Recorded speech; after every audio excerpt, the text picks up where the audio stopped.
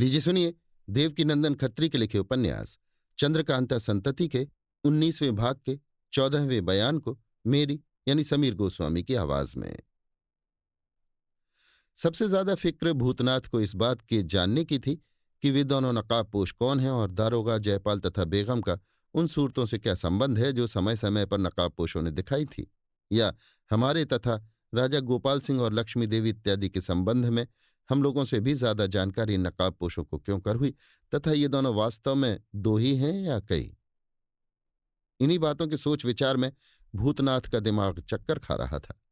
यों तो उस दरबार में जितने भी आदमी थे सभी उन दोनों नकाबपोशों का हाल जानने के लिए बेताब हो रहे थे, और दरबार बर्खास्त होने तथा अपने डेरे पर जाने के बाद भी हर एक आदमी इन्हीं दोनों नकाबपोशों का ख्याल और फिक्र करता था, मगर किसी की हिम्मत ये न होती थी कि उनके पीछे पीछे जाए।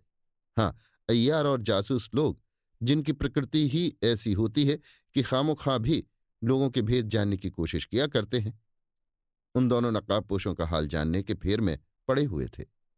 भूतनाथ का डेरा यद्यपि तिलिस्मी इमारत के अंदर बलभद्र सिंह के साथ था, मगर वास्तव में वो अकेला न था।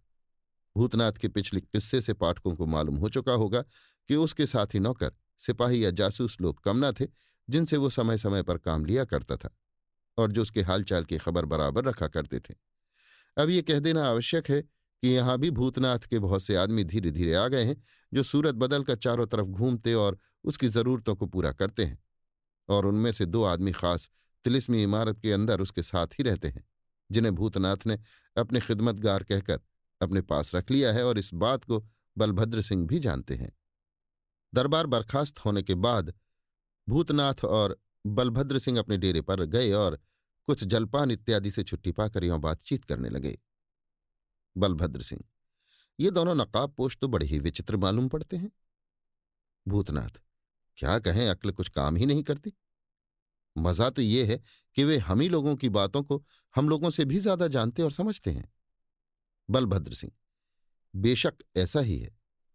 भूतनाथ: यद्यपि अभी तक इन नकाबपोशों ने मेरे साथ बुरा बर्ताव नहीं किया, बल्कि एक तौर पर मेरा पक्ष ही करते रहे हैं, तथापि मेरा कलेजा डर के मारे सूखा जाता है, ये सोचकर कि जिस तरह आज मेरी स्त्री की एक गुप्त बात इन्होंने प्रकट कर दी जिसे मैं भी नहीं जानता था, उसी तरह कहीं मेरी उस संदूकड़ी का भेद भी न खोल दें जो जयपाल की दी हुई अभी तक राजा साहब के पास अमानत रखी है, और जिसके ख्याल ही से मेरा कलेजा हरदम कांपा करता है। बलभद्र सिंह: ठीक है, मगर मेरा ख्याल है कि नकाबपोश तुम्हारी उस संदूकड़ी का भेद ना तो खुद ही खोलेंगे और न खुलने ही देंगे। भूतनाथ: सो कैसे? बलभद्र सिंह: क्या तुम उन बातों को भूल गए जो एक नकाबपोश ने भरे दरबार में तुम्हारे लिए कही थी? क्या उसने नहीं कहा था कि भूतनाथ ने जैसे जैसे काम किए हैं उनके बदले में उसे मुंह मांगा इनाम देना चाहिए, और क्या इस बात को महाराज ने भी स्वीकार नहीं किया था? भूतनाथ: ठीक है, तो इसके कहने से शायद आपका मतलब यह है कि मुंह मांगे इनाम के बदले में मैं उस संदूकड़ी को भी पा सकता हूं। बलभद्र सिंह: बेशक ऐसा ही है, और उन नकाबपोशों ने भी इसी ख्याल से वो बात कही थी, मगर अब ये सोचना चाहिए कि मुकदमा तय होने के पहले मांगने का मौका क्यों कर मिल सकता है। भूतनाथ: मेरे दिल ने भी उस समय यही कहा था, मगर दो बातों के ख्याल से मुझे प्रसन्न होने का समय नहीं मिला। बलभद्र सिंह: वो क्या? भूतनाथ: एक तो यही कि मुकदमा पेश होने के पहले इनाम में उस संदूकड़ी के मांगने का मौका मुझे मिलेगा या नहीं, और दूसरे ये कि नकाबपोश ने इस समय ये बात सच्चे दिल से कही थी या केवल जयपाल को सुनाने की नीयत से। साथ ही इसकी एक बात और भी है। बलभद्र सिंह: वो भी कह डालो। भूतनाथ: आज आखिरी मर्तबे दूसरे नकाबपोश ने जो सूरत दिखाई थी उसके बारे में मुझे कुछ भ्रम सा होता है।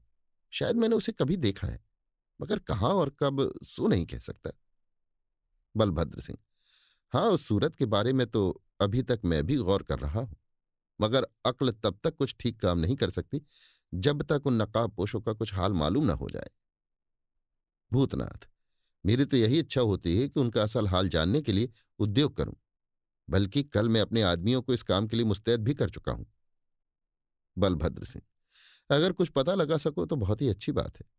सच तो यही है कि मेरा दिल भी खुटके से खाली नहीं है।